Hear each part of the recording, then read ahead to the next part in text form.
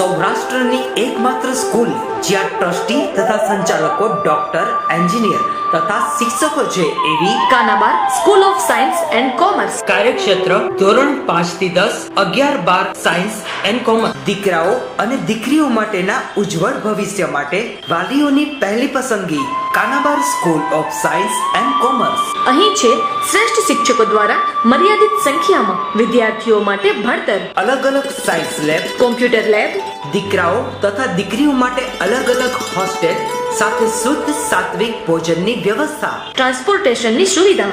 જી તેમજ નીટની તૈયારી સ્કૂલમાં જ. તો આથી વિશેષ આપ આપના બાળક માટે શું ઈચ્છો તો આજે જ એડમિશન માટે સંપર્ક કરો. Unit 1 Kanabar school of science and commerce, Khamrod ચોકડી, Junagadh bypass, Junagadh. Unit 2 main post ઓફિસની પાછળ શ્યામ વિદ્યાલય, સરકારી ગોડાઉન પાસે, ગાંધીગ્રામ, જુનાગઢ.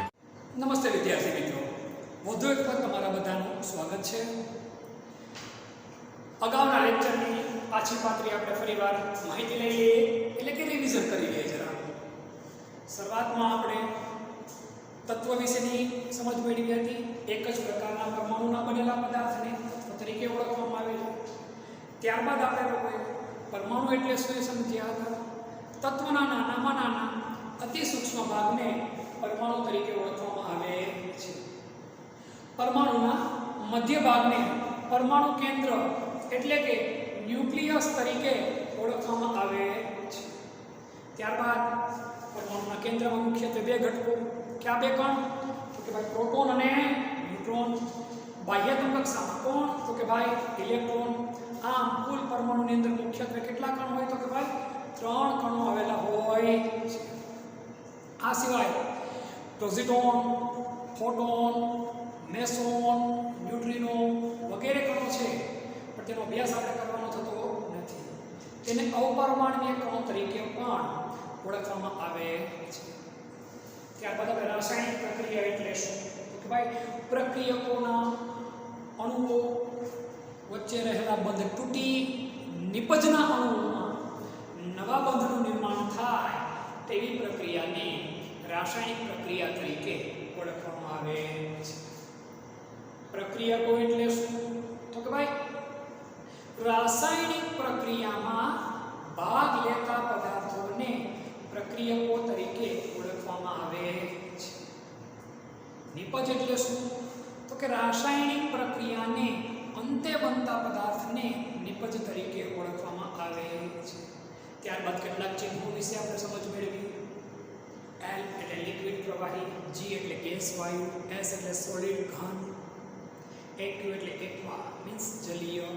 આ બધી સમજ આપણે મેળવી. ત્યાર પછીના લેક્ચરમાં આપણે લોકોએ જોયું 1 થી 20 તત્વો. મેં તમને લોકોને ગઈકાલના લેક્ચરમાં કીધું હતું કે ભાઈ આપણને મિનિમમ 1 થી 20 તત્વો આવડવા જ કઈ રીતે? ફરીવાર hydrogen H1, helium He2, lithium Li3, beryllium Be4, boron B5, carbon C6, nitrogen N7, oxygen O8, fluorine F9, neon Ne10, sodium Na11, magnesium Mg12, aluminium Al13, silicon Si14, phosphorus P15, sulphur S16, chlorine Cl17, argon Ar18, potassium K19 અને calcium Ca20. આ 20 તત્વોના નામ, એની સંજ્ઞા અને એના પરમાણુ ક્રમાંક આપણને આવડવા જ જોઈએ. એ આવડે પછી આપણે 21-30 સુધી જશું. ગઈકાલે આપણે આ વસ્તુની સમજ મેળવી હતી. આ સિવાય આપણે ઇલેક્ટ્રોન રચના વિશેનો પણ અભ્યાસ કરેલો હતો. સાદી ઇલેક્ટ્રોન કે ભાઈ પરમાણુના કેન્દ્રની પ્રત્યે આવેલી બાહ્યતમ કક્ષામાં ઇલેક્ટ્રોન ગતિ કરતા ઇલેક્ટ્રોન ગતિ કરે તો એ ગતિના માર્ગને ક્યાં નામ ઓળખવામાં આવે? તો કે કક્ષા. કક્ષામાં ઇલેક્ટ્રોનની ગોઠવણીનો ચોક્કસ ક્રમ હોય. પહેલી કક્ષામાં કેટલા ઇલેક્ટ્રોન હોય? તો કે ભાઈ 2, બીજીમાં 8, બીજી કક્ષાની ગૌણ કક્ષામાં 8, ત્રીજીમાં 18, ત્રીજીની ગૌણ કક્ષામાં 18, ચોથી કક્ષામાં 32 અને ચોથીની ગૌણ કક્ષામાં પણ 32. આ વસ્તુનો આપણે ગયા લેક્ચરમાં અભ્યાસ કર્યો હતો. ત્યારબાદ મૂળભૂત પાઠ ઉપર આપણે આવ્યા હતા રસાયણ વિજ્ઞાનની કેટલીક પાયાની સંકલ્પનાઓ. તો એમાં પહેલા આપણે રસાયણ વિજ્ઞાનની ઉપયોગિતા વિશે અભ્યાસ કરેલો હતો. રસાયણ વિજ્ઞાનની ઉપયોગિતા વિશે આપણે અભ્યાસ કરેલો હતો. શું તો કે રસાયણ વિજ્ઞાન આપણે કઈ કઈ જગ્યાઓ ઉપયોગી છે? પ્લાસ્ટિક પદાર્થો હોય, પોલિમર્સ પદાર્થો હોય, ઔષધો હોય, કોઈ પણ ઉદ્યોગોમાં ઉપયોગી કોઈ પણ સાધનો હોય, સંસાધનો હોય, એ બધી વસ્તુ બનાવવામાં રસાયણ વિજ્ઞાન ડગલે ને પગલે ઉપયોગી છે. પણ આપણે અગત્યની બે વસ્તુ ભણ્યા હતા. એમાંની એક હતી કેન્સરના નાશ માટેની દવા. તો બે દવા કઈ તો કે એક સિસ્પ્લેટિન અને બીજી કઈ તો કે ટેક્સોલ. આ બંને દવા કોના નાશ માટે વપરાતી હતી? તો કે ભાઈ કેન્સરની સારવાર માટે આ દવા. આ સિવાય મેં તમને કીધું હતું બીજું શું તો કે રેડિયોથેરાપી દ્વારા પણ કેન્સરની સારવાર કરવામાં. એડ્સ જે જીવલેણ રોગ છે એના નાશ માટે AZT એઝિડોથાઇમિડિન નામની દવાનો ઉપયોગ કરવામાં આવે. ત્યારબાદ રસાયણ વિજ્ઞાન છે હરિયાળું વાતાવરણ બનાવવા માટે, ગ્રીન હાઉસ અસર ઘટાડવા માટે, પર્યાવરણને નુકસાન કરતા વાયુઓનું પ્રમાણ ઘટાડવા માટે પણ ઉપયોગી છે. એની સમજ આપણે મેળવી હતી. CFC ક્લોરોફ્લોરોકાર્બન આપણે નામ યાદ રહેવું જોઈએ. એ શું કરે તો કે ઓઝોનના સ્તરમાં શું પડે તો કે ગાબડું. ઓઝોન એની સંજ્ઞા આપણે ખ્યાલ હોવી જોઈએ. ઓઝોનની સંજ્ઞા શું છે તો કે ભાઈ O. આના સ્તરમાં ગાબડા કોણ પડે તો કે ભાઈ CFC ક્લોરોફ્લોરોકાર્બન. આના સ્તરમાં ગાબડા પડે. ઓઝોનના સ્તરમાં ગાબડા પડે તો અલ્ટ્રાવાયોલેટ કિરણો ક્યાં આવે? પૃથ્વી પર, જે આપણને શું કરે? નુકસાન કરે. આ સિવાય ગ્રીન હાઉસ વાયુઓ વિશે પણ આપણે અભ્યાસ કર્યો હતો ગઈકાલે, જેનો ઉત્તરોત્તર વધુ અભ્યાસ આપણે આગળના ચેપ્ટરમાં કરશું. હવે મૂળભૂત મુદ્દાની વાતમાં આવી જઈએ, આપણે આપણા પાઠ પર આવી જઈએ. તો હવે પછીનો આપણો પોઈન્ટ છે દ્રવ્ય.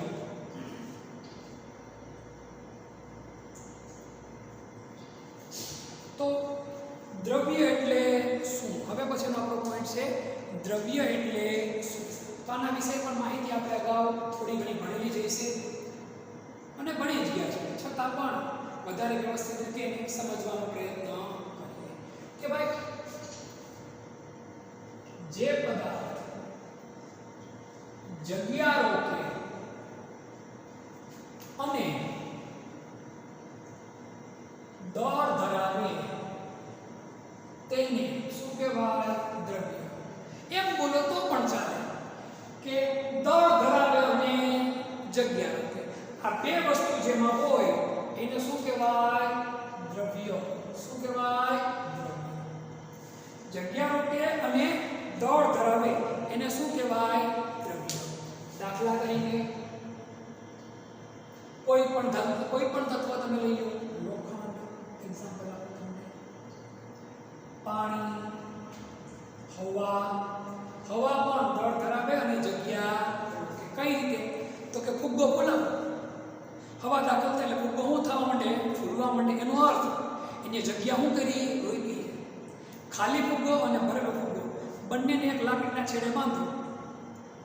ભરેલો ફુગ્ગો હોય છે એનું વજન કેવું હોય છે? વધારે.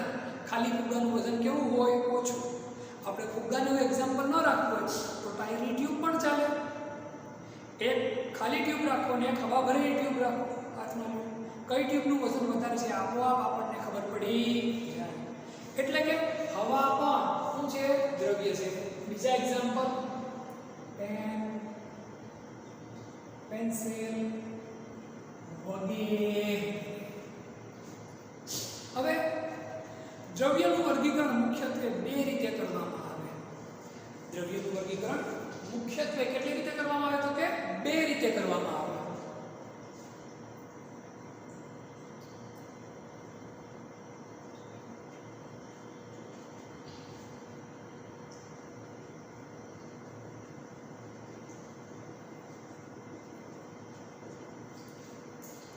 દ્રવ્યનું વર્ગીકરણ મુખ્યત્વે કેટલી રીતે કરવામાં આવે? તો કે બે રીતે. એમાંની પહેલી રીત છે ભૌતિક અવસ્થાના આધારે.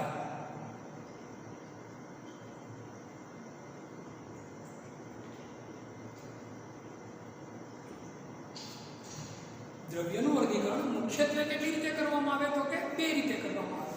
એમાં પહેલું છે ભૌતિક અવસ્થાના આધારે અને બીજું છે રાસાયણિક અવસ્થાના આધારે.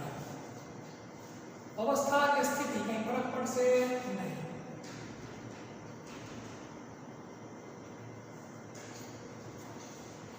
ભૌતિક અવસ્થાના આધારે ચોપડીમાં 3 પ્રકાર આપણને આપેલા છે પણ કુલ 5 પ્રકાર પડે છે. ભૌતિક અવસ્થાના આધારે દ્રવ્યના કુલ 5 પ્રકાર પડે છે.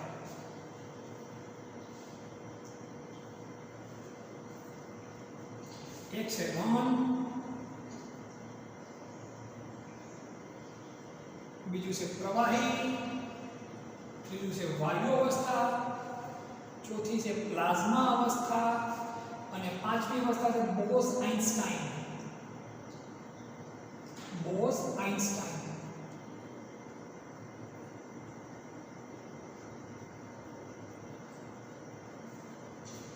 આ 5 અવસ્થા છે. આમાંની આ બે અવસ્થાનો અભ્યાસ આપણે કરવાનો નથી થતો.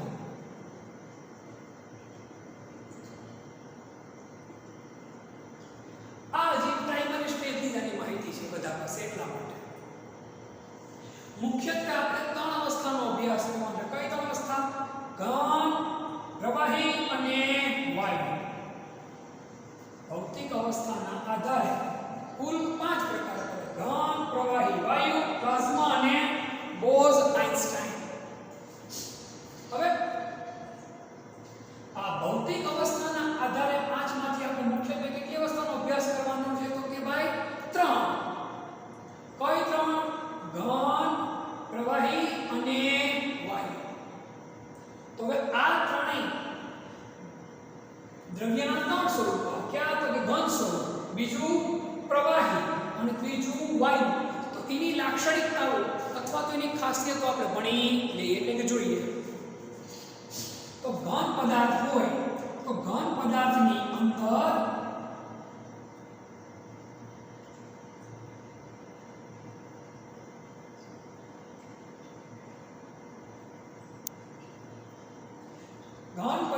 અંદર પરમાણુઓ એકબીજાની ખૂબ જ નજીક ગોઠવાયેલા હોય છે. પરમાણુઓ એકબીજાની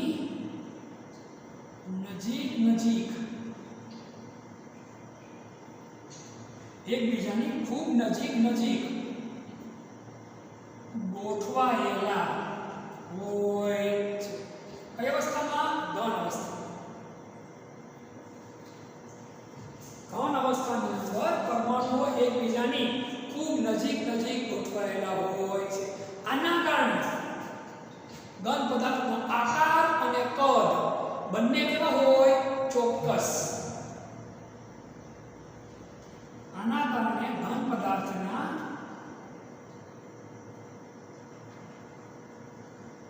આકાર અને કદ ચોક્કસ હોય છે. ઘન પદાર્થ તરલ હોતા નથી. તરલ એટલે મૂકો તો વહી જતા નથી, એકની એક જગ્યા પર સ્થિર હોય છે.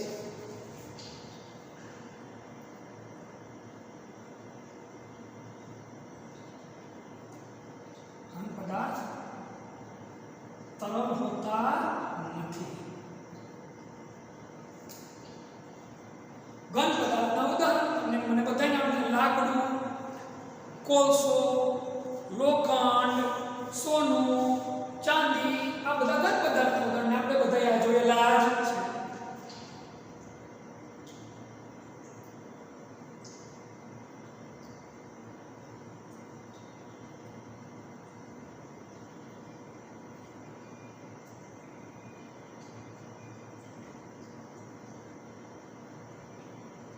તો આ છે કોની માહિતી? તો કે ભાઈ ઘન પદાર્થની માહિતી.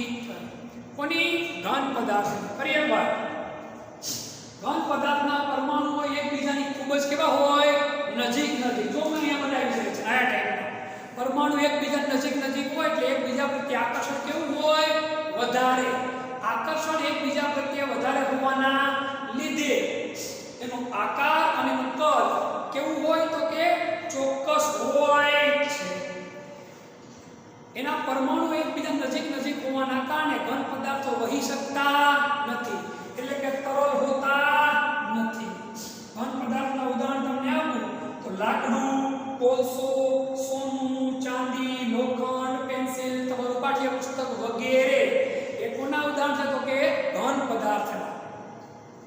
હવે આપણે વાત કરીએ પ્રવાહીની. કોની વાત કરીએ આપણે? પ્રવાહીની. પ્રવાહીના પરમાણુ એકબીજા નજીક નજીક હોય પરંતુ ઘન પદાર્થ જેટલા નહીં. ઘન પદાર્થ કરતા ઓછા અને વાયુ પદાર્થ કરતા વધુ નજીક નજીક હોય. પરમાણુઓ, પ્રવાહી પદાર્થમાં પરમાણુઓ એકબીજાની થોડા નજીક નજીક હોય છે. હવે જરા જોઈએ આની આકૃતિ આપણે. આ રીતે નજીક નજીક હોય પ્રવાહી પદાર્થની આકૃતિ.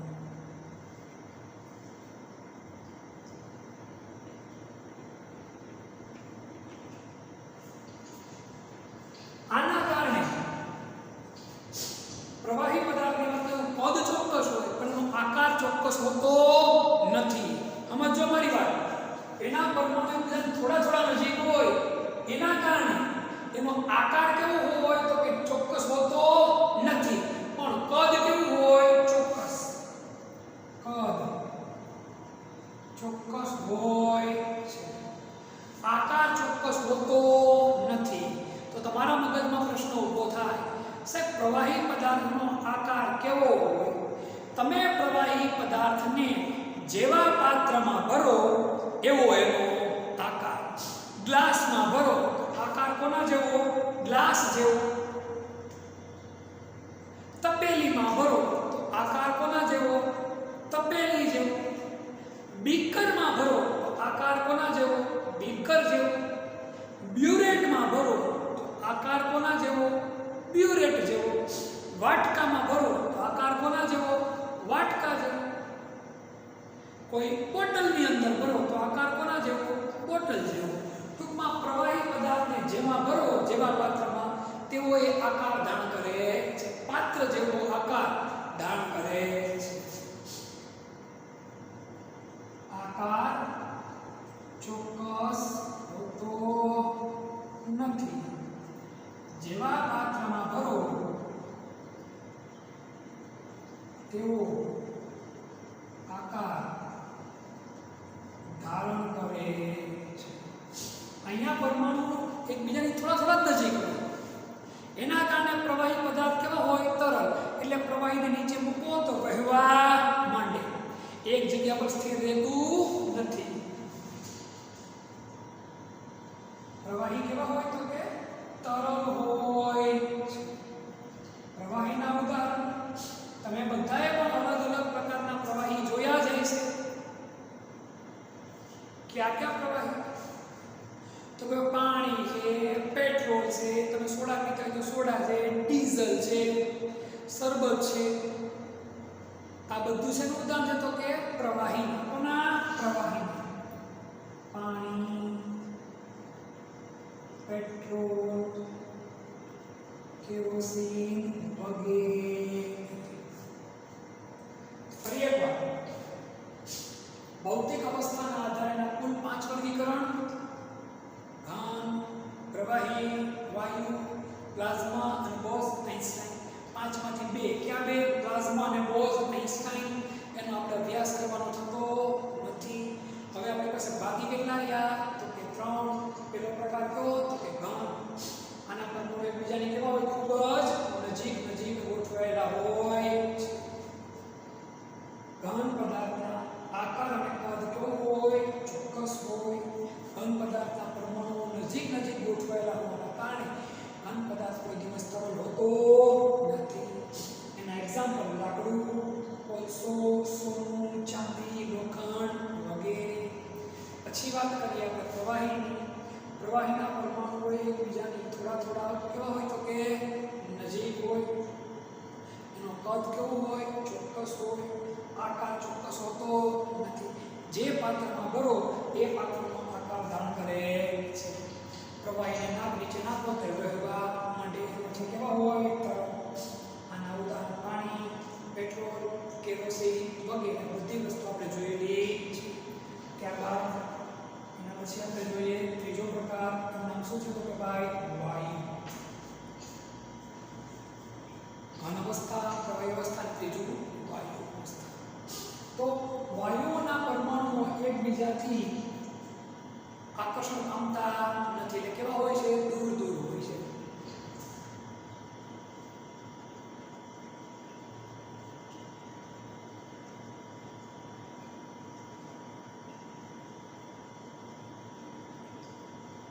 કઈ રીતે થાય?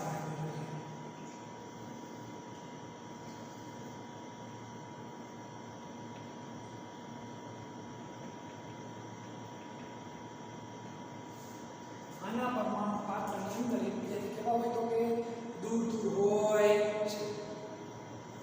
પરમાણુ એકબીજા દૂર દૂર હોય ને કદ કે આકાર ચોક્કસ હોતો નથી.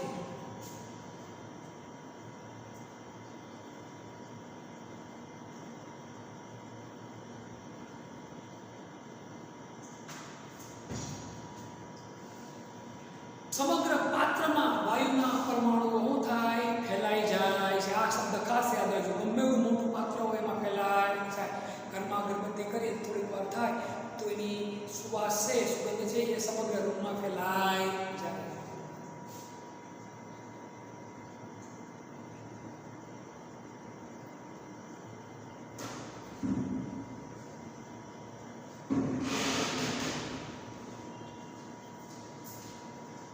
સમગ્ર પાત્રની અંદર વાયુના પરમાણુઓ શું થાય તો કે ભાઈ ફેલાઈ જાય છે. કેની અંદર ફેલાઈ જાય? સમગ્ર પાત્રની અંદર ફેલાઈ જાય છે. વાયુઓ હોય તો વાયુઓ શું થાય તો કે ભાઈ એકબીજાથી દૂર જવા માંડે. એકની એક જગ્યાએ સ્થિર રહેતા નથી. એટલે વાયુ પણ કેવા હોય તો કે તરલ હોય છે.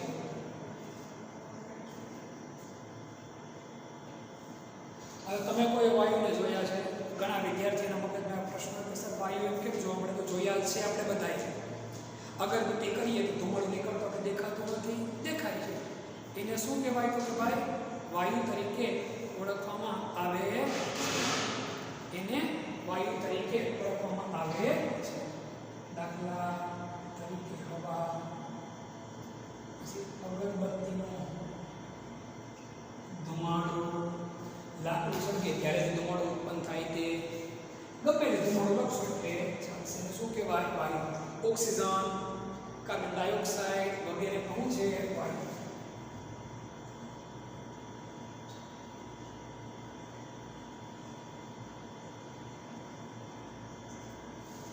તો આ કોની વાત થઈ તો કે વાયુની. વિદ્યાર્થી મિત્રો ફરી એકવાર તમને સમજાવી દઉં પહેલેથી. દ્રવ્ય જગ્યા રોકે અને દળ ધરાવે તેને શું કહેવાય? દ્રવ્ય. બે કન્ડિશન ખાસ. જગ્યા રોકે અને દળ ધરાવે તેને શું કહેવાય? દ્રવ્ય. દાખલા તરીકે લોખંડ, પાણી, હવા, પેન, પેન્સિલ વગેરે. દ્રવ્યનું વર્ગીકરણ કેટલી રીતે કરવામાં આવે? બે રીતે. પહેલી કઈ? ભૌતિક અવસ્થા અને બીજી કઈ? રાસાયણિક અવસ્થા. આપણે અત્યારે પહેલી કઈ અવસ્થાનો અભ્યાસ કરીએ છીએ? ભૌતિક અવસ્થા. ભૌતિક અવસ્થાના મુખ્યત્વે કેટલા પ્રકાર પડે? ભૌતિક અવસ્થાના આધારે દ્રવ્યના કેટલા પ્રકાર પડે તો કે કુલ 5. ઘન, પ્રવાહી, વાયુ. બાકીની વ્યવસ્થા કઈ? પ્લાઝ્મા. અને કઈ પાંચમી? બોઝ-આઇન્સ્ટાઇન. તો આ બાકીની બે અવસ્થા છે એના વિશેનો અભ્યાસ આપણે કરવાનો થતો અત્યારે નથી. કુલ કેટલી અવસ્થાનો તો અભ્યાસ કરવાનો અત્યારે તો કે ભાઈ 3. કઈ 3? ઘન, પ્રવાહી અને વાયુ. ઘન અવસ્થાની વાત કરીએ તો ઘન અવસ્થામાં પરમાણુ એકબીજાને કેવા આવેલા હોય? ખૂબ જ નજીક નજીક.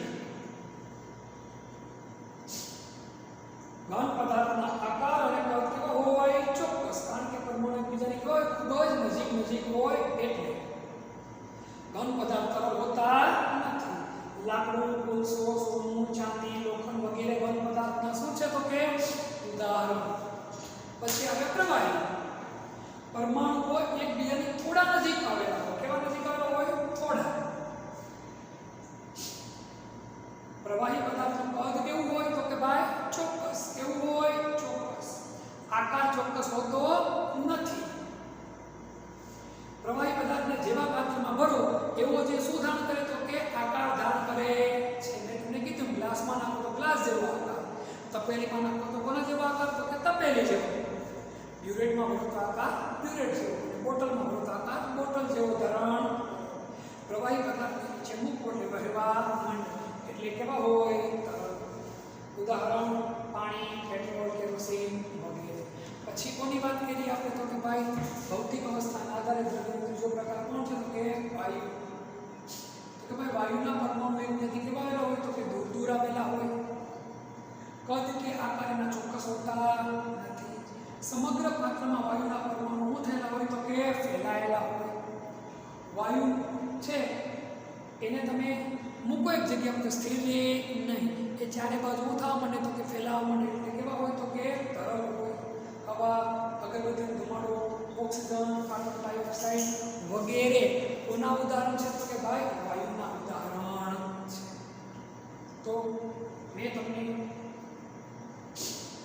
દ્રવ્યના વર્ગીકરણનો પહેલો પ્રકાર ભૌતિક અવસ્થાના આધારે વર્ગીકરણ સમજાવ્યું. સ્ક્રીનશોટ લઈ લેજો અને પછી આ લખાણ તમારી બુકમાં તમારે લખી નાખવાનું. હવે ત્યારબાદ હવે પછીનો આપણો પોઈન્ટ થશે રાસાયણિક અવસ્થાના આધારે વર્ગીકરણ. એના પહેલા સ્ક્રીનશોટ લેવો હોય તો લઈ લો.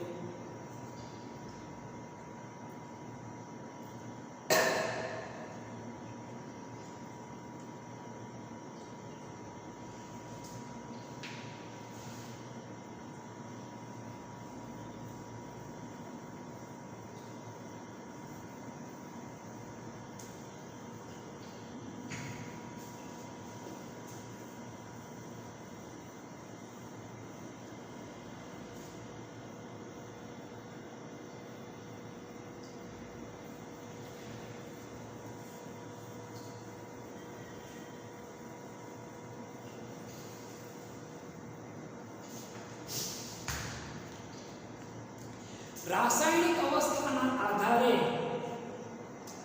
દ્રવ્યનું વર્ગીકરણ. રાસાયણિક અવસ્થાના આધારે દ્રવ્યનું વર્ગીકરણ કરવામાં આવે તો બે પ્રકાર પડે છે. પહેલો પ્રકાર છે મિશ્રણ. સમજો, રાસાયણિક અવસ્થાના આધારે દ્રવ્યનું વર્ગીકરણ કરો તો કેટલા પ્રકાર પડે? બે. પહેલો કયો? મિશ્રણ. અને બીજો કયો? શુદ્ધ પદાર્થો. કયો? શુદ્ધ પદાર્થો.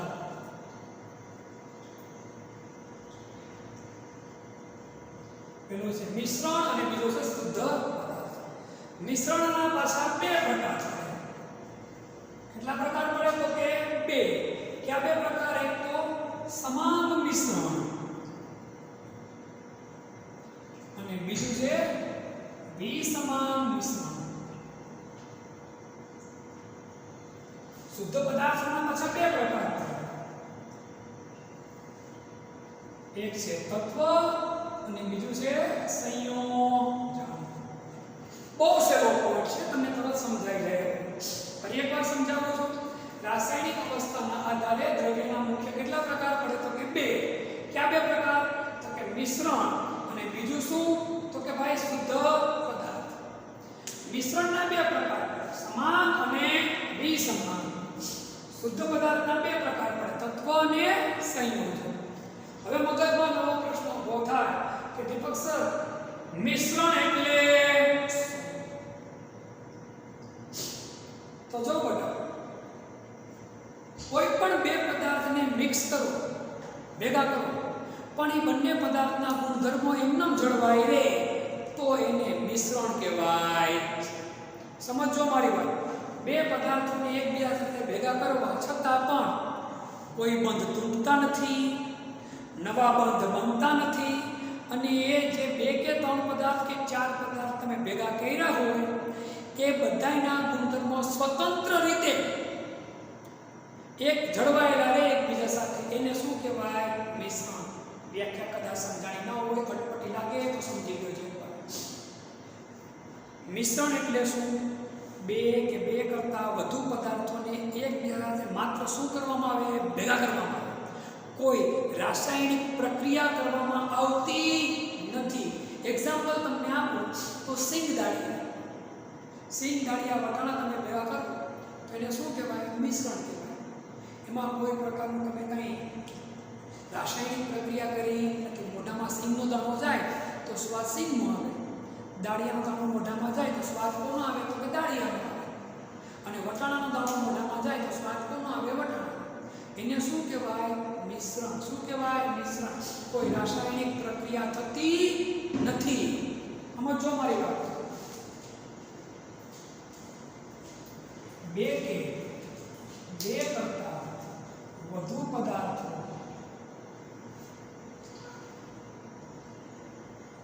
એકબીજા સાથે મિશ્ર થાય પરંતુ પોતાના મૂળભૂત ગુણધર્મો શું કરી શકે? જાળવી રાખે.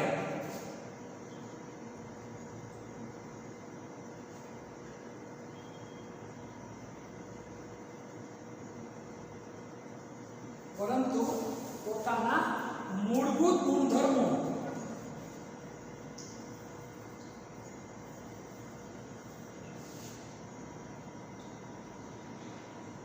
જાળવી રાખે. તેને શું કહેવાય? મિશ્રણ કહે. કોઈ રાસાયણિક ફેરફાર થતો નથી.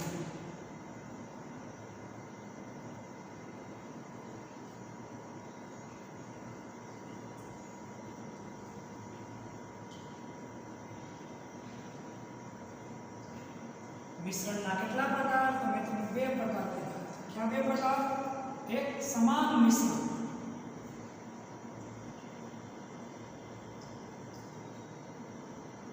અને બીજું કયું? વિસમાન મિશ્રણ.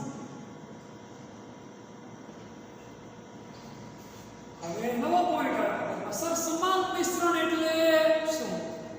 સર વિસમાન મિશ્રણ એટલે શું? તો એ પણ બહુ સહેલું છે. એક સરખી રીતે મિશ્ર થાય તો એને કેવું મિશ્રણ કહેવાય? સમાન મિશ્રણ. અને એક સરખી રીતે મિશ્રણ ન થાય તો એને કેવું મિશ્રણ કહેવાય? વિસમાન મિશ્રણ.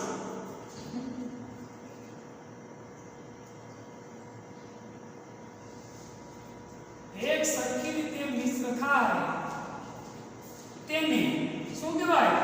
સમાન મિશ્રણ કહે.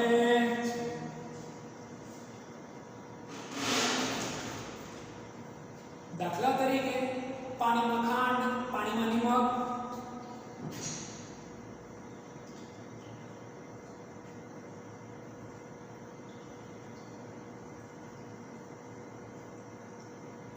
વિસમાન મિશ્રણ. એક સરખી રીતે મિશ્ર થાય નહીં તેવા મિશ્રણને કેવું મિશ્રણ કહેવાય? વિસમાન મિશ્રણ તરીકે ઓળખવામાં આવે છે.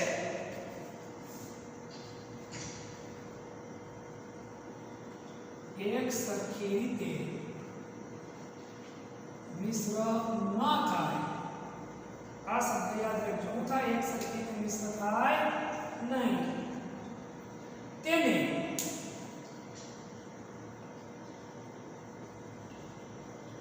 વિસમાન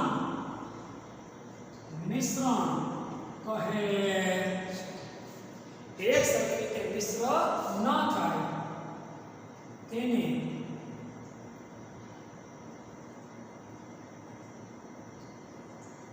શું કહેવાય? તો કે વિસમાન મિશ્રણ તરીકે ઓળખવામાં આવે છે.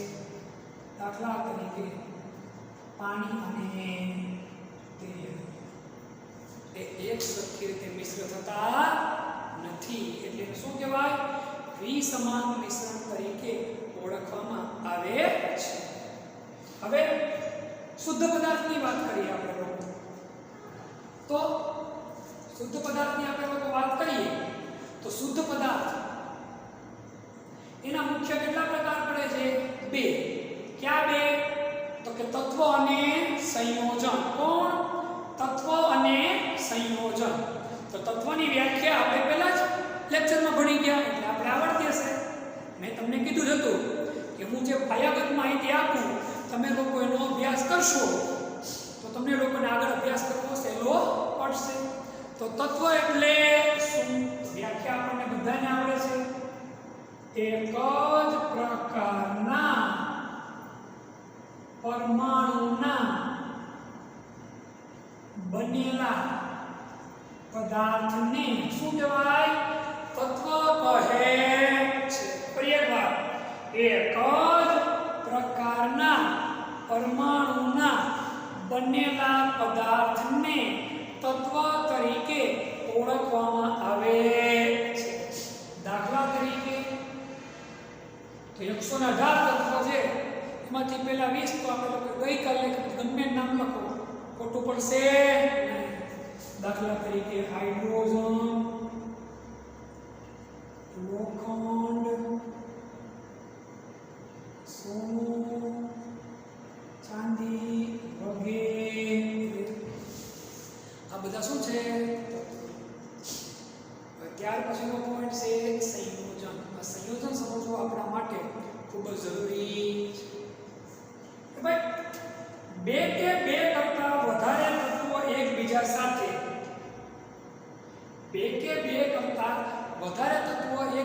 મિશ્ર થઈને જોડાય, પણ યાદ રાખજો એના મૂળભૂત ગુણધર્મો શું થાય? બદલાઈ જાય.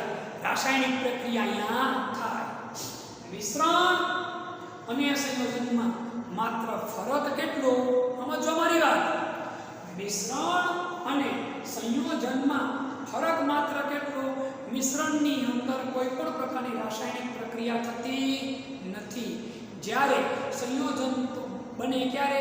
જ્યારે કોઈ રાસાયણિક પ્રક્રિયા થાય ત્યારે. કોઈક બંધ તૂટે અને કોઈક નવા બંધ બને ત્યારે. બે કે બે કરતા વધુ તત્વો એકબીજા સાથે રાસાયણિક રીતે જોડાઈને જે નવો પદાર્થ બનાવે તેને શું કહેવાય? સંયોજન તરીકે ઓળખવામાં આવે છે. સમજો ફરી એકવાર, બે કે બે કરતા વધુ તત્વો એકબીજા સાથે કેવી રીતે જોડાય? રાસાયણિક રીતે જોડાય. અને જે નવો પદાર્થ બનાવે તેને શું કહેવાય? સંયોજન તરીકે ઓળખવામાં આવે છે. સંયોજનના ગુણધર્મ તત્વોના ગુણધર્મો કરતા સદંતર કેવા હોય? જુદા હોય છે. આ ખાસ યાદ રાખજો. આમાં ગુણધર્મો જાળવી રાખે, આમાં જાળવી રાખતા નથી. સંયોજનના ગુણધર્મો તત્વના ગુણધર્મો કરતા કેવા હોય? જુદા જુદા હોય છે. કઈ રીતે? તો હું તમને અહીંયા સમજાવું. દાખલા તરીકે કહું તમને, આ કનેક્શન હાઇડ્રોજન અને ઓક્સિજન વચ્ચે પ્રક્રિયા કરાવો તમે એટલે શું બને? પાણી. શું બને? પાણી. હાઇડ્રોજન અને ઓક્સિજન વચ્ચે પ્રક્રિયા કરાવો તમે એટલે શું બને? પાણી બને. તો જો હવે અગત્યના ગુણધર્મ તમને આના કહું છું. હાઇડ્રોજન છે વિસ્ફોટક વાયુ છે. કેવો વાયુ છે? વિસ્ફોટક વાયુ.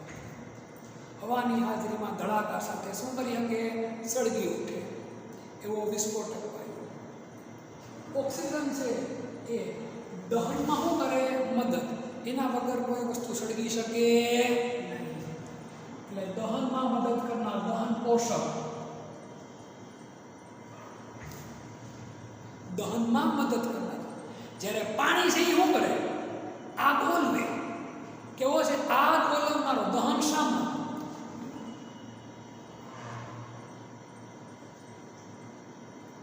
આ વિસ્ફોટક એટલે કે દહનશીલ. આ દહન પોષક અને આ શું છે? દહન શામક. જો ત્રણેયના ગુણધર્મ. આના ગુણધર્મ કેવો છે? દહનશીલ. આનો કેવો છે? દહન પોષક. ચોથું સંયોજન શું બન્યું? પાણી. આના ગુણધર્મ બે કરતા સદંતર કેવા છે? જુદા. કેવો? દહન શામક. બીજું એક્ઝામ્પલ જોઈએ. Na એટલે કોણ? સોડિયમ અને ક્લોરીન વચ્ચે પ્રક્રિયા કરાવો એટલે શું બનશે? NaCl. આ કોણ? સોડિયમ. આ કોણ? ક્લોરીન. આ કોણ? સોડિયમ ક્લોરાઇડ એટલે કોણ? નિમક, મીઠું.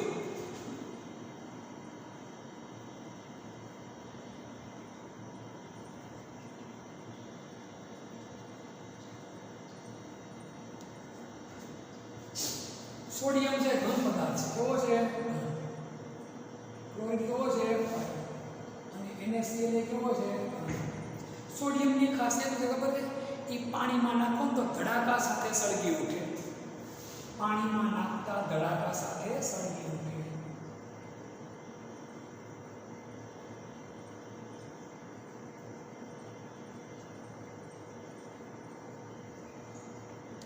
સોડિયમ છે ને પાણીમાં નાખો એટલે ધડાકા સાથે શું થાય? સળગી ઉઠે. ક્લોરીન ઝેરી બની ઉઠે. વધારે પડતો શ્વાસમાં જાય તો આપણે બેભાન થાય અને એથી વધારે શ્વાસમાં જાય તો આપણે મૃત્યુ થવાની પણ સંભાવનાઓ રહે. વધુ પડતો શ્વાસમાં જાય તો નુકસાન કરે છે. પણ એ બંનેમાંથી મળતું કોણ? નિમક. એ શરીર માટે શું છે? ઉપયોગી. અને સ્વાદે કેવું છે? તો કે ખારું. ઉપયોગી અને સ્વાદે કેવું? તો કે ખારું. તમને આના ઉપરથી કહેવા એમ માંગુ છું કે તત્વોના ગુણધર્મો કરતા એમાંથી બનતા સંયોજનના ગુણધર્મ કેવા હોય છે? જુદા હોય છે. મિશ્રણમાં આવું હોતું નથી. તો આ અગત્યની વસ્તુનો આપણે અભ્યાસ કરીએ. ફરી પાછું આને આપણે તમને રિપીટ કરાવું એટલે તમને આઈડિયા આવી જાય. દ્રવ્ય પદાર્થ જગ્યા મૂકે અને દળ ધરાવે તેને શું કહેવાય? દ્રવ્ય. દાખલા તરીકે લોખંડ, પાણી, હવા, પેન, પેન્સિલ વગેરે. દ્રવ્ય વર્ગીકરણ મુખ્યત્વે કેટલી રીતે કરવામાં આવ્યું? બે રીતે. પેલી કઈ? તો કે ભૌતિક અવસ્થાના આધારે. ભૌતિક અવસ્થાના આધારે કેટલા પ્રકાર પડ્યા? તો કે ભાઈ 3 પ્રકાર પડ્યા. કયા 3 પ્રકાર પડ્યા આપણે? તો કે ઘન, પ્રવાહી અને વાયુ. આ સિવાય બીજા 2 પ્રકાર પણ મેં તમને કીધા. ક્યાં 2 કીધા? પ્લાઝ્મા અને બોઝ-આઇન્સ્ટાઇન. પ્લાઝ્મા અને બોઝ-આઇન્સ્ટાઇનનો અભ્યાસ આપણે કરવાનો થતો નથી. બાકીના 3 પ્રકારો મેં તમને સમજાવી દીધા. રાસાયણિક અવસ્થાના આધારે મુખ્ય કેટલા પ્રકાર પડે? તો કે 2. પેલો કયો? મિશ્રણ અને બીજો કયો? શુદ્ધ પદાર્થ. મિશ્રણ એટલે શું? આપણને ખ્યાલ હોવો જોઈએ. 2 કે 2 કરતા વધુ પદાર્થો એકબીજા સાથે મિશ્ર થાય પરંતુ પોતાના મૂળભૂત ગુણધર્મો શું કરે? જાળવી રાખે. તેને શું કહેવાય? મિશ્રણ કહે છે. ફરી એકવાર, 2 કે 2 કરતા વધુ પદાર્થો એકબીજા સાથે મિશ્ર થાય પરંતુ પોતાના મૂળભૂત ગુણધર્મો જાળવી રાખે તેને શું કહેવાય? મિશ્રણ. મિશ્રણની અંદર કોઈ પણ પ્રકારનો રાસાયણિક ફેરફાર થતો નથી. ગુણધર્મો હોય તેના તે જ રહે. મિશ્રણના કેટલા પ્રકાર પડે? ક્યાં 2? સમાન અને વિસમાન મિશ્રણ. એક સરખી રીતે મિશ્ર થાય તો એને કેવું મિશ્રણ કહેવાય? સમાન મિશ્રણ. પાણી અને ખાંડ, પાણી અને નિમક. એક સરખી રીતે મિશ્રણ ન થાય તેને શું કહેવાય? વિસમાન મિશ્રણ. દાખલા તરીકે પાણી અને તેલ. ત્યારબાદ આપણે આવ્યા શુદ્ધ પદાર્થ તરફ. શુદ્ધ પદાર્થના મુખ્ય કેટલા પ્રકાર પડે? તો કે 2 પ્રકાર પડે. ક્યાં 2 પ્રકાર પડે? તો કે ભાઈ એક તત્વ અને બીજું સંયોજન. તો કે ભાઈ તત્વ એટલે શું?